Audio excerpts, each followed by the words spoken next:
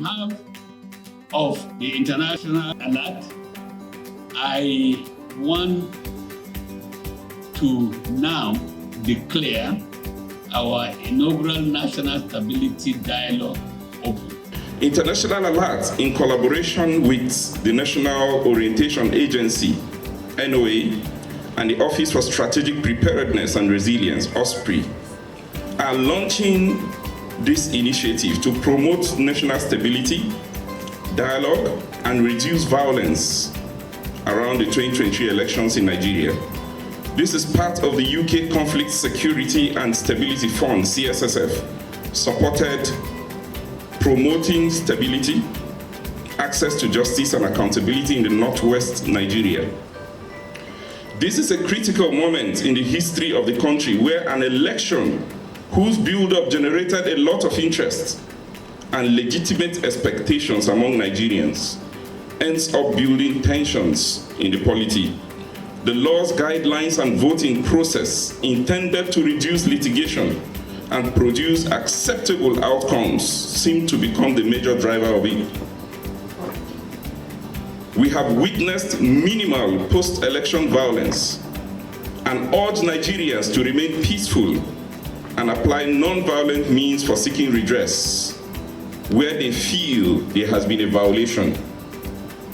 This is the time when well-meaning voices of reason, of influence, and deep intellect need to come up louder to not only call for peace, but push that the preconditions for peace and stability are well emphasized, and institutions are able to be held to account where the people are demanding answers for why what was promised with the elections hasn't quite met the aspirations. The 2023 general election has not been easy for women either. Many women are not on the ballot boxes because of issues of violence. Violence on election day is simply unacceptable.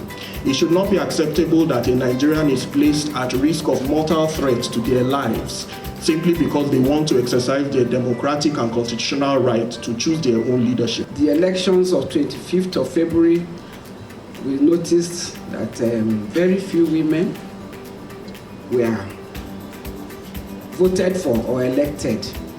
But we're also glad that persons with disabilities were actually taken care of.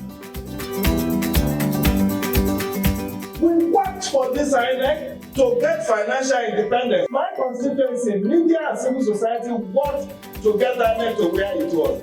2010, before 2010, INEC was struggling to get funds.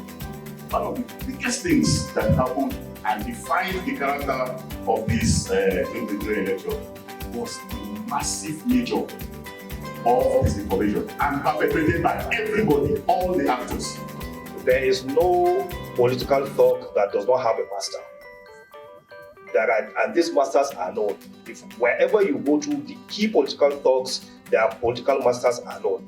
Let's have them investigated and prosecuted just as heads of organized criminal gangs. The Nigerian government has signed a lot of treaties and documents at the international level. Why should Nigeria focus on developing action plans and then implementation is zero? The people who perpetuate the violence are not the guys who signed the peace accord.